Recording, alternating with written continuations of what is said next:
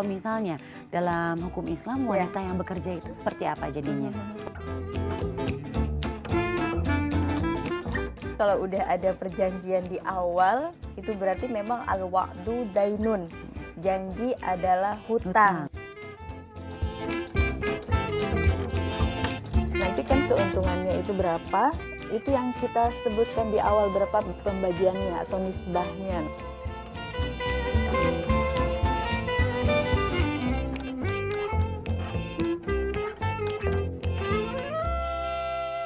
Emang kadang-kadang pertemuan yang nggak sengaja itu suka menyenangkan ya. Pas kebetulan tadi kita habis ketemu di bawah, habis ada acara, Ustazah Lulu nggak kemana-mana, Ibu Yeti juga nggak kemana-mana, bisa ngobrol deh. Ngomong-ngomong, subhanallah ya Mbak Enji, cori-cori, cuke-cuke, makin hari makin oke. Aduh, aku senang banget kalau ketemu Ustazah Lulu tuh suka ada aja ya. Aku balasnya apa ya? Aku balasnya nanti buka puasa, aku kasih hidangan berbuka puasa aja gimana? Gimana kolak takjil kan? Betul ya, ini aku tahan aja sampai buka puasa. Tapi ngomong-ngomong ya, aku tuh pengen nanya ini ya. Tadi aku inget nih ada satu ibu yang ngomong gini, iya nih Jeng, kata gitu. Kita harus inget nih bahwa sistem kita bersama suami adalah gini, hartamu, hartaku juga. Tapi hartaku belum tentu hartamu, katanya gitu. Tapi memang aku jadi pengen tahu ya Bu Yeti ya. Dalam Islam sendiri memang seperti itu ya, maksudnya pembagian harta apakah benar yang hartanya suami itu harta istri juga, tapi harta istri itu belum tentu harta suami, atau sebenarnya memang harus itu harta bersama gitu. Pengennya sih seperti itu ya, karena ada singkatannya suami, S-nya semua, U-nya uang, A-nya adalah, M-nya milik, I-nya istri gitu. Pas dong ya. Oh, enggak. Itu pinginnya seperti itu. Suamiku pulang aku akan ngomong gitu tuh, benar. Tapi enggak Menji, dalam Islam memang harta adalah milik bersama. Karena jelas sekali dalam Quran surat Ar-Rum ayat 21, jelas sekali Mbak Enji. Jadi wa min ayatihi an khalaqalakum min anfusikum azwajan litaskunu ilaiha.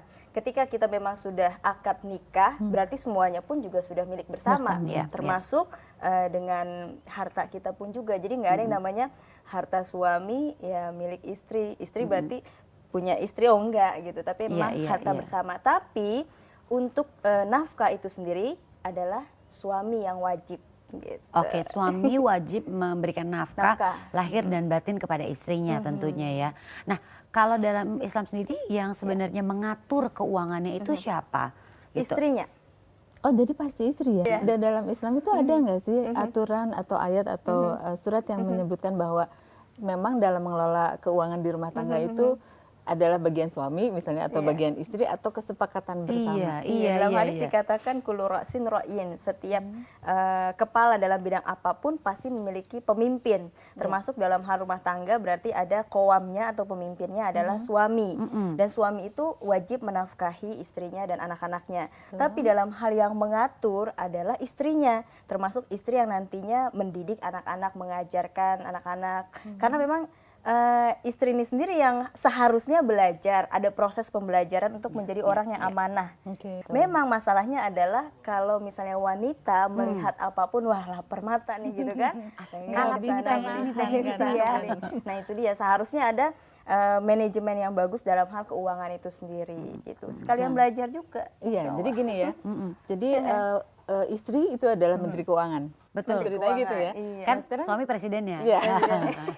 Sekarang si menteri keuangan ini ketika diberi nafkah oleh suami kan harus dikomunikasikan dong.